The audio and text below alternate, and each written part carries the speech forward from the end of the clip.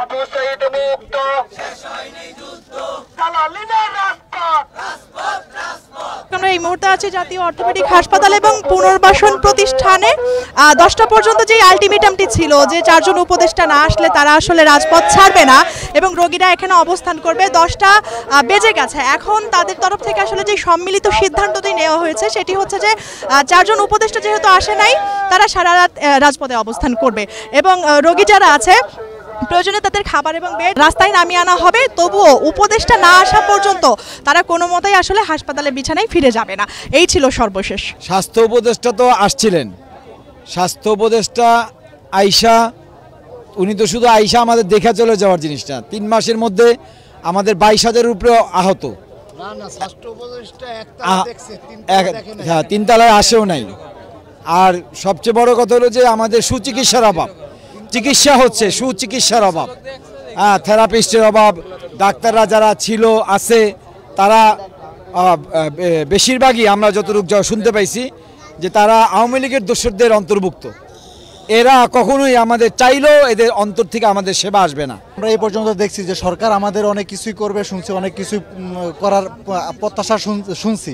Even এমনও আরও অনেক ঘটনায় কিছু শোনা গেছে যেগুলোর কারণে আমরা ফ্যামিলি এবং প্রতিবেশীদের কাছ থেকে হেনস্থা হচ্ছি যে সাহায্য সহযোগিতা বিভিন্ন জিনিস নিয়ে।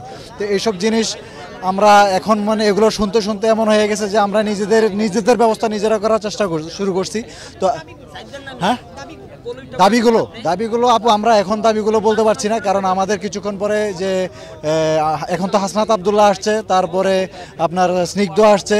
তো আমাদের যে উপদেষ্টা যারা আসার কথা আমরা দাবি জানাইছি, তারা আসলে তারপরে আমরা তাদের কাছে আমাদের প্রতিনিধি আছে তারা এটা উল্লেখ করবে। আমরা এখন বলতে চাচ্ছি না মিডিয়ার সামনে, কারণ আমরা যদি এখন বলেই দিই তাহলে তো এটা প্রকাশ হয়ে গেল।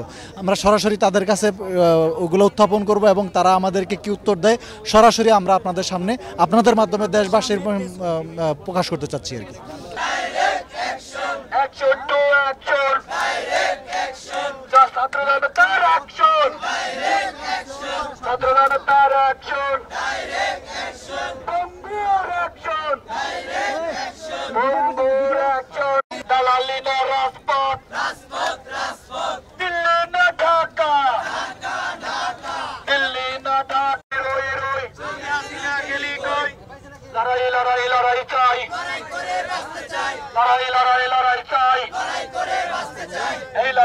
জিতবে কারা, এই লড়াইয়ে জিতবে কারা।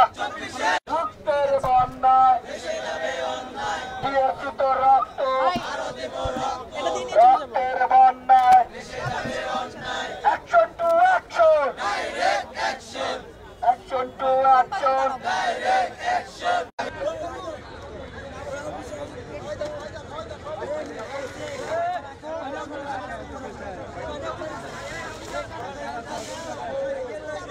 ভাই আপনারা লাগেন না ভাই।